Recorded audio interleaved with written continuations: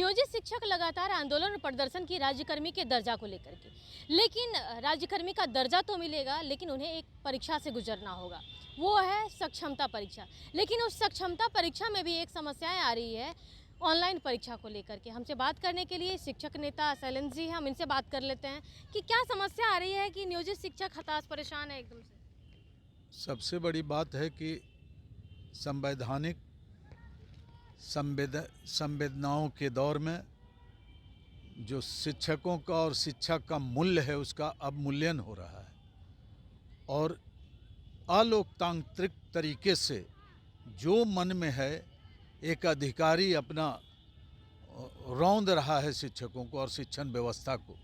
जब STT, CTET, दक्षता, पात्रता कई परीक्षाओं को पास करके और जब वो शिक्षक हुए हैं और उस स्थिति में आप पुनः परीक्षा उनके सेवा काल में ले रहे हैं, तो एक तो डिपार्टमेंटल परीक्षा हुआ करता था और सरकारी कर्मी की घोषणा तो नीतीश कुमार ने कर दी थी कि 60 वर्ष उम्र और सभी इनकी उम्र सीमा जो है सेवानिवृत्ति की 60 वर्ष हो जाएगी। एक तरह से तो इन्होंने घोषणा कर दी थी। उसके बावजूद इसी गांधी मैदान में उन्होंने घोषणा किया था कि एक मामूली परीक्षा होगी। मामूली परीक्षा होती है क्या कंप्यूटर से एग्जाम, ऑनलाइन एग्जामिनेशन? ये कैसी बात करते हैं, बच्चों वाली बात। और एक नौकरशाह जो है हुकुम चला रहे हैं, तालिबानी आदेश दे रहे हैं और नियम कानून बना रहे हैं। और पहले तो उन्होंने कहा कि एक जो है उससे परीक्षा लेंगे किसी सोर्स से, लेकिन बिहार विद्यालय परीक्षा समिति को उन्होंने सौंप दिया और आनंद किशोर ने आनन फानन में इतने सारे क्राइटेरिया को फुलफिल करने का एक फॉर्म निकाल दिया और उस फॉर्म में कई विषय ऐसे हैं जो संशोधन के योग्य हैं और उसका नाम ही नहीं है। और उसके बावजूद जब बिहार माध्यमिक शिक्षक संघ और अन्य संघों से बात हुई तो इन्होंने बहिष्कार की बात की है, संपूर्ण बहिष्कार की बात की है।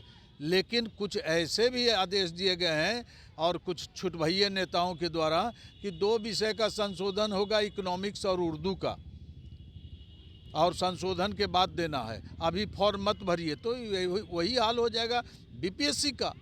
समान संवर्ग, समान शिक्षक और समान विद्यालय।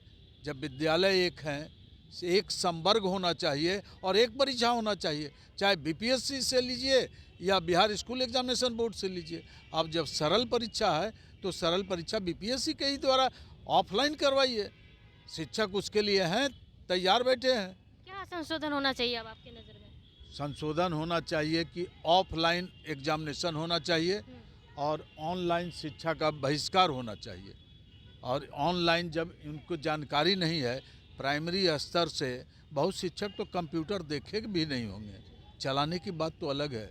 जब उन्हें कंप्यूटराइज कर दीजिए, कंप्यूटर प्रशिक्षण दे दीजिए। आप क्लर्क आपके यहाँ जो है वो प्रशिक्षित नहीं है कंप्यूटर से, हेडमास्टर प्रशिक्षित नहीं है, जिनका आप अभी पदोन्नति किए हैं 583 का, जिसका लीक हुआ था, वो क्या प्रशिक्षित हैं क्या?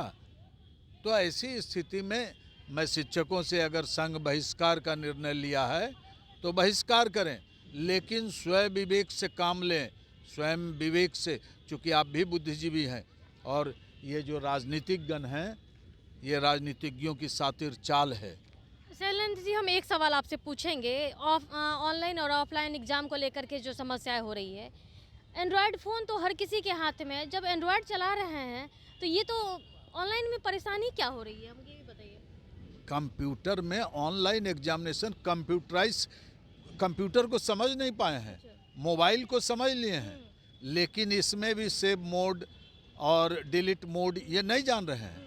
बहुत कम लोग जान रहे हैं, बहुत कम को जानकारी है। सिर्फ मोबाइल स्टेटस सिंबल है और स्टेटस सिंबल के चलते वो सब लोग रखते हैं।